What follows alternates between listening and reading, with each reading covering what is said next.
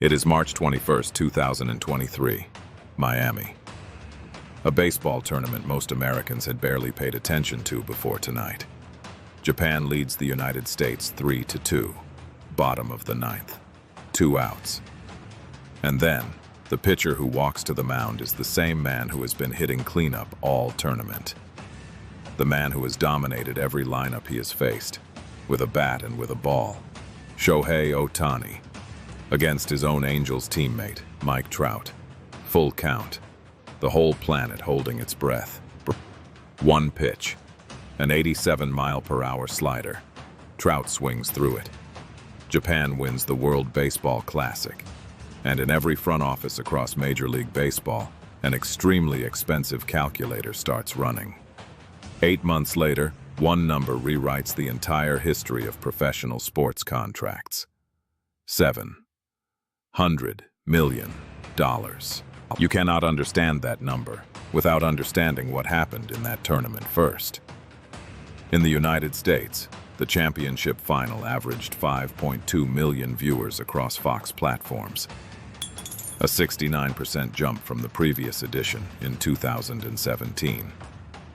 But the American number is nothing compared to Japan. Japan's first-round game against South Korea drew a 44.4 household television rating. Nearly half of every home in Japan was watching baseball that night, higher than any event during the Tokyo Olympics, in Japan, where the Olympics were held. The first round alone drew over 1 million fans in person, nearly double any previous record. And Ohtani was the center of everything. Tournament most valuable player, a batting average of .435, an earned run average of 1.86 on the mound, which in pitching terms is like a surgeon with a 0% error rate. 2 wins and a save in the same tournament as the same player. One variable no front office had ever calculated before. What exactly do you pay a man who is simultaneously the best hitter and the best pitcher in the sport? Oshu, Iwate Prefecture, Northeast Japan. A city of roughly 115,000 people, known mostly for farming and for producing, against every statistical probability, the most valuable baseball player in history. Shohei Ohtani was born there on July 5, 1994. His father played semi-professional baseball in Japan's corporate industrial leagues. His mother was a nationally competitive badminton player. Athletic DNA, yes, but nothing that predicted what was coming. At 16, Ohtani sat down with a blank chart, a 3x3 grid divided into 81 boxes, and mapped every single goal and daily habit that would take him from a high school student in rural Japan to a first-round professional. Physical conditioning, mental strength, nutrition, baseball technique, each goal surrounded by 8 specific actions to achieve it. This is called a mandala chart.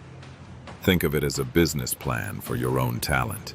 In 2012, he wanted to skip Japan's professional league and go straight to Major League Baseball. Every scout who had seen him wanted the same thing. But the Hokkaido Nippon Ham Fighters made him an offer no American team would promise. We will let you pitch and hit, both, at the same time. He stayed. 5 seasons later, he had 624 strikeouts and a career earned run average of 2.52 on the mound, plus 48 home runs with the bat. Japan knew what it had. The rest of the world was about to find out. 2018. Ohtani arrives in Major League Baseball, 23 years old. Nobody had attempted what he was doing since Babe Ruth in 1918. And Ruth himself chose between pitching and hitting within 2 seasons. The workload split between both roles was simply considered impossible for the modern game. Ohtani did not read that memo. The numbers from 2021 still look like a typo. 46 home runs, 26 stolen bases, a 3.18 earned run average as a starting pitcher. His wins above replacement, WAR, reached 8.9, the highest of any player in baseball that year.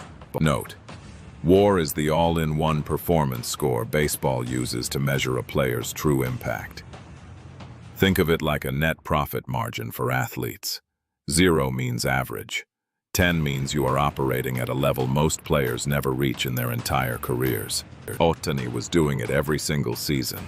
By 2023, he won his second unanimous Most Valuable Player award, 44 home runs, an on-base plus slugging percentage, OPS of 1.066. His earned run average was 3.14. On the mound, same year. Texas Rangers manager Bruce Bochy said, "Really, it is crazy. I never thought we would see it in the major leagues, that a guy could do what he is doing." December 9th, 2023. Ohtani posts on Instagram. He has chosen the Los Angeles Dodgers. 10 years, $700 million. The largest guaranteed contract in the history of North American team sports. But here is what almost every headline missed. Of those $700 million, $680 million are deferred, without interest. Imagine you lend your neighbor $680,000 today. He agrees to pay you back starting in 10 years, in equal annual installments, and he pays you back exactly what you lent him. No interest, no inflation adjustment. During his 10 playing seasons, Ohtani receives just $2 million per year in cash. The remaining $68 million per year gets paid back from 2034 to 2043. This is the concept of net present value. A dollar today is worth more than a dollar 10 years from now. Economists put the real present-day value of those deferred payments closer to $388 million. Because of how MLB calculates the competitive balance tax, Ohtani only counts as $46 million per year against the Dodgers' tax bill, not $70 million. Ohtani simply agreed to help the Dodgers keep their payroll flexible so they could build a championship team around him. His agent at CAA Sports did not negotiate a salary. He engineered a financial instrument. The Dodgers generated roughly $565 million in revenue in 2022. That was before Ohtani. In his first season, 2024, the club added 12 Japanese corporate partners and generated an estimated $70 million in new sponsorship revenue. That covers 35 full seasons of his cash salary in year 1 alone. Teams that simply played against the Dodgers that year collectively generated $15 million in Japanese brand deals for those games alone. Ohtani was making money for his opponents. In Japan, jersey and apparel sales increased 183%. This is the Galactico effect, similar to when Real Madrid signed Cristiano Ronaldo. You are not buying a player. You are buying a market. A marketing professor at Emory University compared Ohtani's commercial reach to Taylor Swift, a financial analysis of how one person can move demand across entire continents. Before Ohtani, the record for a fully guaranteed contract belonged to Mike Trout, for $26.5. Ohtani did not break that record. He lapped it, and the ripple was immediate. Juan Soto signed for $765 million over 15 years shortly after. In the NFL, stars like Patrick Mahomes sign deals worth up to $500 million, but only a fraction is fully guaranteed. In baseball, every dollar is guaranteed. That structural difference is what makes these numbers possible. Major League Baseball has no salary cap. It has a luxury tax, which works more like a speeding fine. The Dodgers, the Yankees, and the Red Sox have been paying that fine for decades. Ohtani's contract is the logical continuation of a line that has been climbing since Nolan Ryan became the first $1 million player in 1979. Then, 4 months after signing, the story took a turn nobody saw coming. Ohtani's personal interpreter, Ippei Mitsuhara, was charged with bank fraud. Investigators alleged he had stolen at least $16 million directly from Ohtani's account to pay debts to an illegal gambling operation. Ohtani was the victim. The man who had just secured $700 million had $16 million stolen by the person he trusted to translate his words to the world. There is a lesson here. In investing in business, the risks that hurt you most are almost never the ones that appear on the spreadsheet. They are the ones you never calculated at all. There is a straight line that runs from a small farming city in Japan, through a hand-drawn goal chart, through 6 seasons of doing the impossible, all the way to a contract that every executive in the world had to recalculate from scratch.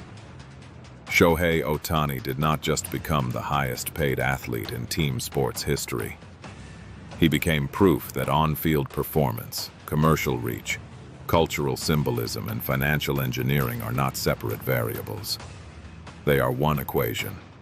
If you understand that equation, you do not just understand baseball, you understand how value actually works. That is the resource equation.